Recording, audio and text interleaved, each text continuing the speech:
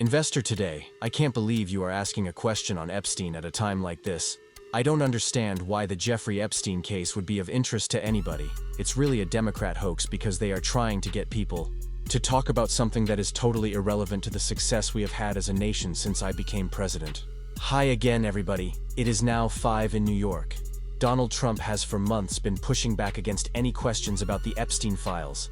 And today, following the release of the letter Donald Trump allegedly wrote to Jeffrey Epstein for his 50th birthday book, complete with a risque drawing, Donald Trump has a new phrase for the scandal. He is calling it a dead issue. The birthday letter was part of the evidence that the House Oversight Committee was able to obtain from Jeffrey Epstein's estate, thanks to a subpoena. And as we reported, in the last hour, it was not the only Trump-related document they have found. There is also a photo showing Epstein with a giant check, supposedly from Donald Trump, that Jeffrey Epstein was getting in return for selling a fully depreciated woman. Let that sink in, who the Wall Street Journal reports was at the time in her 20s. Meaning that no matter what Donald Trump calls it, the reality is that the Jeffrey Epstein issue is far from dead. The Oversight Committee will continue getting more evidence in their hands. They are set to speak with former officials in the coming weeks, and recent polling shows this is what the American people want: answers.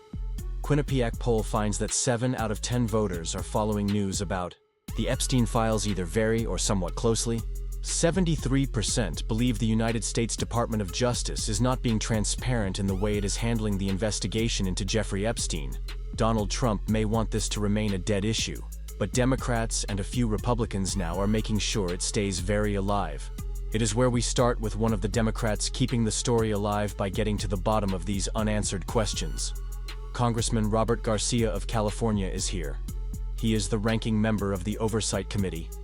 Congressman, I want to talk about what you have seen, but I just want to make sure I understand what happens next for you and the committee. When do you come to New York, and what will you see? Well, first, just to be very clear, to Donald Trump and the president, not only is this issue not dead and not a hoax, but we are also just getting started, and so we have an enormous amount of work ahead of us. We have been talking to victims and meeting with representatives of the survivors. We now also have this book released, and there is a lot more information ahead of us for our committee to not just investigate but to review. And so later this week, we will have a team from the Oversight Committee in New York looking at all of the Epstein estate materials, because what is really important is that any redactions that are currently in place, like you have already shown, must be verified on the actual documents to make sure that what is not being redacted is not pertinent to our investigation, or that somehow those who caused the violence, the rape, and the suffering are being protected. And so that is critical not just in the Epstein estate documents, but also in any documents that we get from the Department of Justice. And it is just incredible the amount of lies and the audacity of House Republicans and Mike Johnson to go around Washington, to get on TV, to call this a hoax, to say the letter somehow was not written by Donald Trump. The blatant lies are completely outrageous. And they have to understand that the American public every day sees more and more that this is a White House cover-up of a convicted sex trafficking ring that was not just here in this country but international. Donald Trump was with Jeffrey Epstein's best friend Jeffrey Epstein for 15 years. There is a picture of Donald Trump on Jeffrey Epstein's desk. Give me a break. There is a cover-up going on, and we have to get to the truth. Have you heard from any of the victims since the first pieces of evidence started coming out yesterday? We are in ongoing discussions, and I want to say something that is really important here. Having met with a lot of victims, and there are over 1,000 survivors, victims, women that have been raped, sometimes as girls and as minors, that we are trying to have very hard conversations with. People need to be aware that most of these women not only want closure, but many of them are scared. The men that abused them and raped them are some of the most powerful men at the time in this country, and currently. And so these men with enormous resources and enormous wealth make them really nervous about sharing that information and going public with names because of the impact to them. And I understand that. We all understand that. And so we are navigating this very carefully, very respectfully, and trying to center them. And we want justice for these victims. What does that mean? Are you open to referring criminal cases based on a fresh look at the evidence?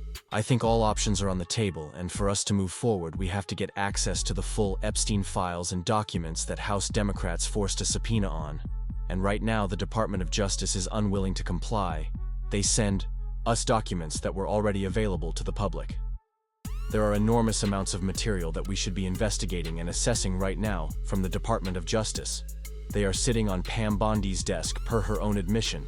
We know that the Attorney General has told the President that he is in the Epstein files multiple times, yet Donald Trump calls this a hoax. This is not a hoax. This is a serious investigation. And I think Republicans James Comer and Donald Trump are beginning to realize that those of us on the Oversight Committee are moving forward aggressively. There is a new generation of Democrats pushing and not letting go. And we do not care who is implicated, what political party they are in, how powerful they are, how much wealth they have, or who they try to intimidate. We are going all the way until we get to the truth. Let us talk about the two new pieces of evidence that I think have been seen by the public for the first time. The Wall Street Journal reported on Donald Trump's birthday message. Donald Trump followed with a ridiculous $10 billion defamation lawsuit. Here is the actual card. Donald Trump then claimed it was not his signature. The Wall Street Journal seems to be interested in going toe-to-toe with him, producing signatures that look very much like the signature on that lewd card. What is your sense of the importance of the Wall Street Journal's reporting and aggressive investigative journalism on this story? I actually have to commend the Wall Street Journal. I think they have done some incredible reporting here, really. Fearless reporting as it relates to this investigation and of course the birthday book. And honestly, they played a huge role in us getting this information and acquiring this book, and so I do commend that reporting. I will also say that we should put the pieces together. Let us remember that Donald Trump himself has said in the past, reported out, that he knew Jeffrey Epstein liked young women. He has known this clearly.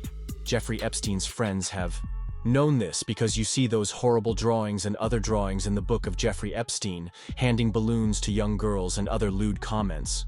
Donald Trump in the note himself said that they share some secret.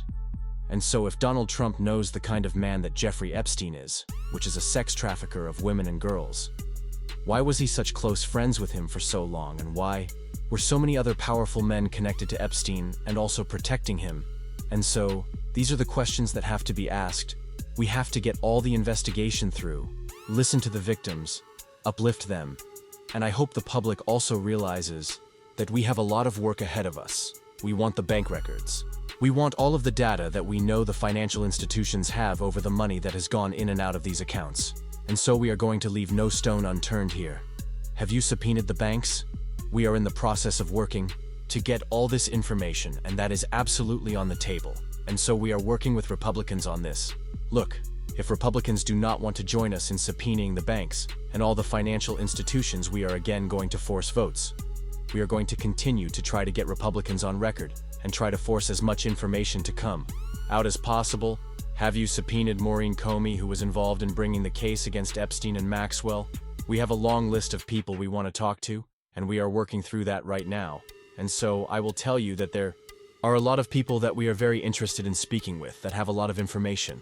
And I will share that near the top of that list is Alex Acosta, who, because of our pressure, Republicans finally agreed to get in front of us for a deposition, which will happen in just over a week.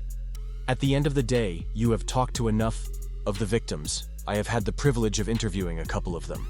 This was about the most violent sort of betrayal of not just women but women and girls. Are you surprised that it is only Thomas Massie so far on the Republican side aggressively working toward transparency? Or are you talking privately to other Republicans? I am talking privately to some other Republicans, but it is honestly sickening, and everyone in this country should be sickened by the fact that these Republicans and this party are so morally bankrupt that they are unwilling to even look at investigating what could be one of the most horrific acts of sexual trafficking. The amount of women and girls and children that were involved in this, the amount of money, the amount of powerful men. Why are they protecting these men? Why are they protecting these predators? And I think it all goes back to the White House. Donald Trump has made it clear that he wants us to go away. He wants us to be a hoax. He wants them to look at the cameras and reporters and tell them that the note was not written by Donald Trump or that it is not his signature. And so this all leads back to Donald Trump and the White House. And we have to ask the question why? Why, after being so obsessed with releasing these files, is he now trying to bury this entire case and the story of these survivors? And so we are not going to let it go away. And this is a moment for justice, for truth, and for Democrats to show the American public that we are on the side of truth and ensuring that there is good oversight in government on this president who is complicit.